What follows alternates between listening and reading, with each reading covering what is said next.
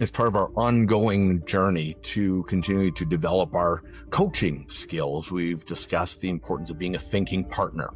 And last episode, Andre, you talked about the importance of listening and our ting symbol. And now we're going to migrate that into questions and the importance of asking really good questions, again, which is something you're fantastic at. So, Andre, tell us about questions and why they're so important and how we can go about asking better questions.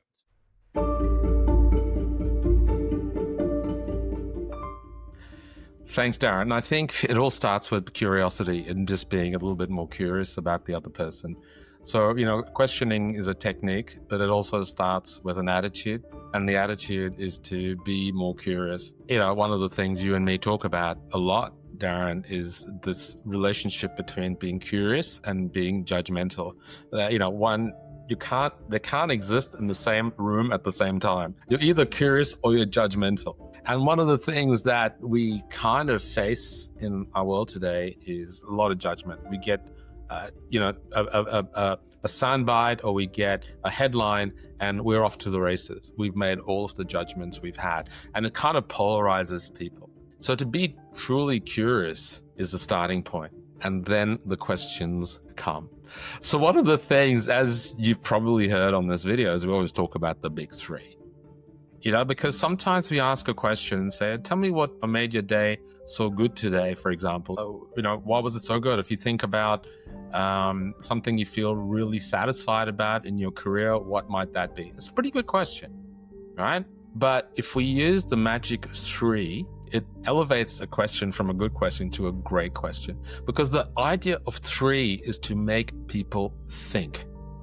And as you and me, as you've heard on these videos, we often say, well, what are the big three? What are the three things that made this coach such a great coach? If you think about something you're looking forward to, what are the three things that you're looking forward to?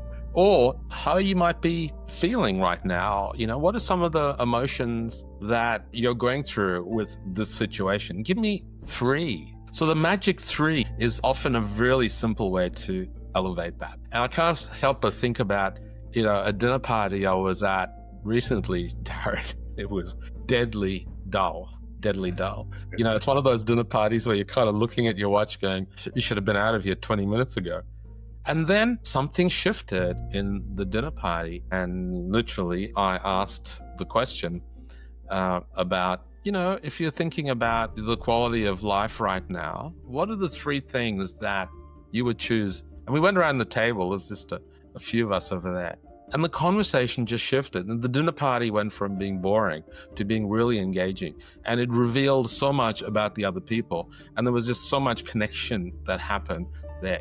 I think that can happen at work too. When we go around a meeting or a team meeting, it doesn't have to be every question, by the way, but a question that looks for the big three. We call it the big three in Leadership Accelerate. So ask people about three things, because it takes them from the superficial, the first thing that comes to mind, to really the next level and the next level. And here's the kicker. The gold is always in the second or third one, because they really got to think about it. The first one, number one, easy to do. Two, you got to think of. Three, that's hard work. But three is where the gold comes out, where people dig deep and come out with something. So if you're thinking about having a one-on-one with your team member, if you're thinking about a team meeting, the big three. That's my take. Fantastic. And I'll add in the listening part is that when you hit that, you've hit that gold when they have to think about it. And that's where, as in that coaching thinking partner mode, you need to be okay with being quiet for a bit, to allow them time to process it and think about it, and that come up with those conclusions on their own. Because that's where it's happening. And so just be okay with asking that question. If they're having to think about them, let them think about it, because that's the question's doing the work, and that's exactly how it should go. So fantastic, Andre. Thank you.